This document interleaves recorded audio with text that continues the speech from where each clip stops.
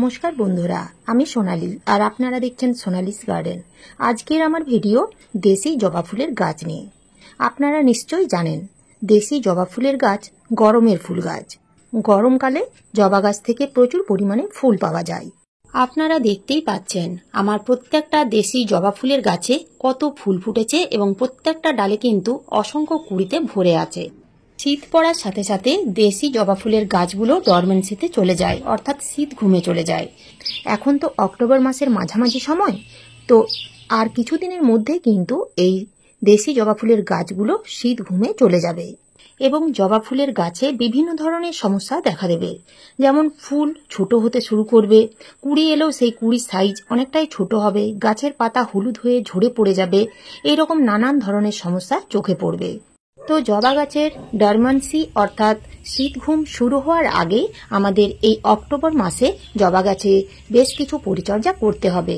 তার সাথে এমন কিছু খাবার প্রয়োগ করতে হবে যে খাবারগুলো প্রয়োগ করলে গাছে কুঁড়ি এলে সেই কুঁড়ি সাইজ বড় হবে এবং পাতা ঘন সবুজ থাকবে।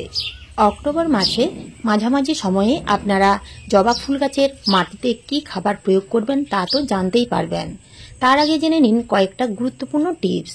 তো সেই টিপসগুলোর মধ্যে প্রথম যে টিপস তা হলো এই দেশি জবা ফুলের গাছগুলোকে কিন্তু ফুল সানলাইটে রাখতে হবে। জবা গাছগুলোকে এই সময় কখনোই সেমিশেডে বা ছায়াযুক্ত স্থানে রাখা যাবে না, ডাইরেক্ট সূর্যের আলোতেই রাখতে হবে। যেখানে সকাল থেকে সন্ধে পর্যন্ত রোদ থাকে সেই রকম জায়গায় টবগুলোকে এনে রাখুন, তাহলে কিন্তু এই গাছে কুঁড়ি আসবে এবং সেই কুঁড়ির সাইজ যথেষ্টই বড় হবে এবং যে ফুলগুলো ফুটতে শুরু করবে সেই ফুলের সাইজও বড় হবে। তার সাথে সাথে গাছের পাতা ঘন সবুজ থাকবে। 2 নাম্বার টিপস, এই সময় জবা গাছের মাটিতে আপনারা জল কেমন দেবেন। জবা গাছের অধিকাংশ সমস্যা কিন্তু জল থেকেই হয়। জবা গাছের মাটিতে যদি জল থাকতে থাকতে অনেক বেশি জল দিয়ে দেওয়া হয় তাহলে জবা গাছের শিকড়ে ফাঙ্গাস লাগতে শুরু করবে, যার ফলে পুরো গাছ নষ্ট হয়ে যাবে। জবা গাছে জল দেওয়ার সময় অবশ্যই মাটি চেক করে জল দিতে হবে। আমি এই জবা গাছের মাটিতে সকালবেলায় জল দিয়েছিলাম টব ভর্তি করে, তো এখনো কিন্তু দেখুন আঙুলের মধ্যে ভিজে মাটি লেগে যাচ্ছে। তো এই অবস্থায় আমি কিন্তু কখনোই আর জল দেব না। মাটির উপরিভাগ যখন 1 থেকে 2 ইঞ্চির মতো শুকিয়ে যাবে তখন আবার গাছের মাটিতে টব ভর্তি করে জল দিতে হবে। অতিরিক্ত জল দিলে গাছের পাতাগুলো হলুদ হয়ে ঝরে পড়ে যাবে, কুঁড়ি এলে সেই কুঁড়িগুলো ঝরে যাবে। তাই আমাদের এই সময় জলের দিকটা খেয়াল রাখতে হবে। 3 নাম্বার টিপস, বর্ষায় বৃষ্টির জল পেয়ে জবা গাছের ডালগুলো বেশ লম্বা হয়ে গেছে।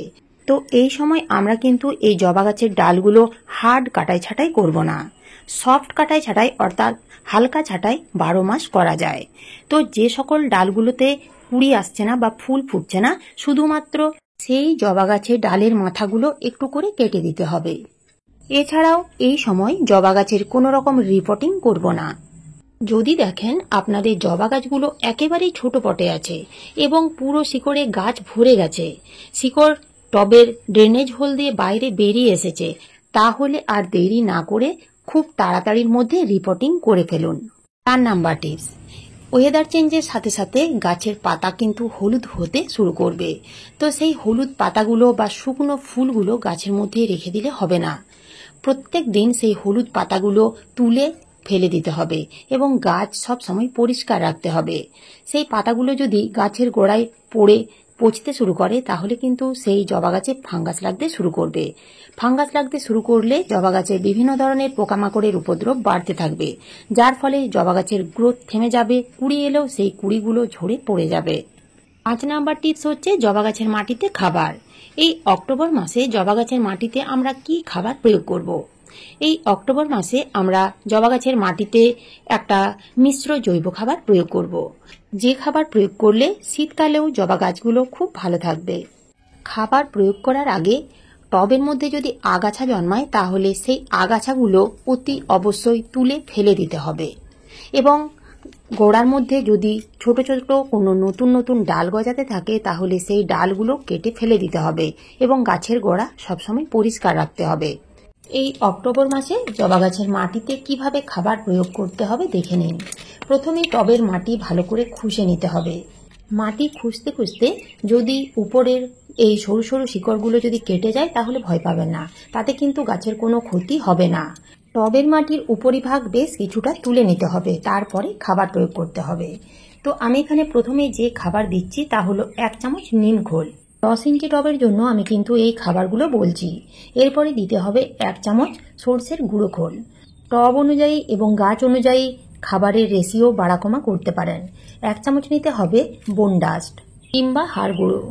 2 চামচ নিতে হবে পাকা কলার খোসার গুঁড়ো।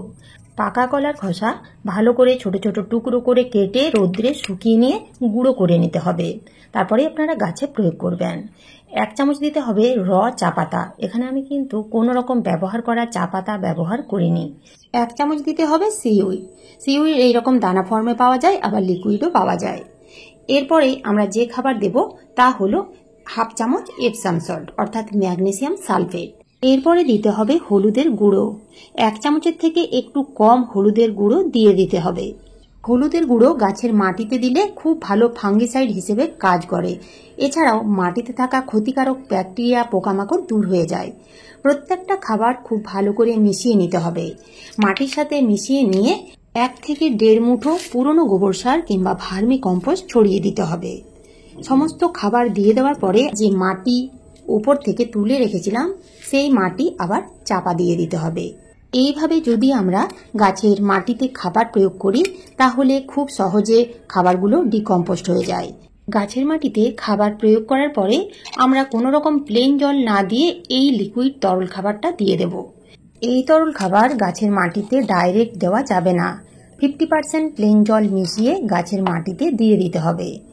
এই তরল খাবার আপনারা কি কি উপাদান দিয়ে তৈরি করবেন?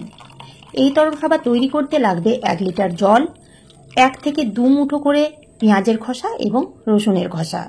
3 থেকে 4 দিন জলের মধ্যে ভিজিয়ে রেখে দিতে হবে। তারপরে 50% প্লেন জল মিশিয়ে গাছের মাটিতে প্রয়োগ করতে হবে। পেঁয়াজের খোসা এবং রসুনের খোসার মধ্যে থাকে প্রচুর পরিমাণে পটাশিয়াম। একদিকে যেমন গাছে ফুল আনতে সাহায্য করে, অন্যদিকে রসুনের খোসা খুব ভালো গ্রোথ হরমোন হিসেবে কাজ করে। যে সকল বন্ধুরা জবা গাছের মাটিতে পেঁয়াজের খোসা বা রসুনের খোসা ব্যবহার করতে চান না, সেই সকল বন্ধুরা এই তরল লিকুইড খাবারের পরিবর্তে প্লেন জল দিয়ে দেবেন। এই তরল সার ব্যবহারের ফলে গাছের শিকড় খুব তাড়াতাড়ি বাড়তে শুরু করে। গাছের শিকড় বৃদ্ধি পেলে গাছও খুব তাড়াতাড়ি হেলদি হয়ে ওঠে এবং সেই গাছ থেকে প্রচুর পরিমাণে কুড়ি আসে। জবা গাছের সব থেকে বড় শত্রু হচ্ছে মিলিবাগ। মিলিবাগ কিন্তু জবা গাছে একবার হলে আর খুব সহজে যেতে চায় না। এই ছোট্ট জবা গাছটিতে দেখুন প্রত্যেকটা ডালে পুরো মিলিবাগে ছেয়ে গেছে। তো এই মিলিবাগ দূর করার জন্য আপনারা একতারা ব্যবহার করুন। একতারা মিলিবাগের জন্য খুব ভালো একটা কীটনাশক।